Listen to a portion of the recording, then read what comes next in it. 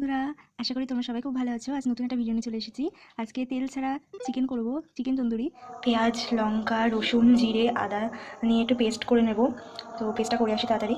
যে পেস্ট হয়ে গেছে, অন্যদিকে আমি চিকেন, তার মধ্যে দই দিয়ে দিয়েছি, একটুখানি লঙ্কার গুঁড়ো, অল্প ধনের গুঁড়ো দিয়ে দিলাম। এবার পেস্টটাও দিয়ে দেবো পুরোটা, একটু লবণ দিয়ে দিলাম। ম্যারিনেট করে নিলাম ভালো করে।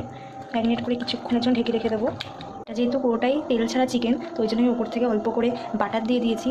আর পুরো গ্রেভিটা দিয়ে নিই আমি মাইক্রোওভেনে কিছুক্ষণ দেওয়ার পরে, তারপর বের করে আবার পুরো গ্রেভিটা দেবো। ওভেনের মধ্যে এবার দিয়ে দিয়েছি, মাইক্রোওভেনে আমি দিয়ে দিচ্ছি। এবার করে আবার চালিয়ে দিচ্ছি, খুলে দিচ্ছি। খোলার পরে এবার এগুলো একটু উল্টে দিতে হবে।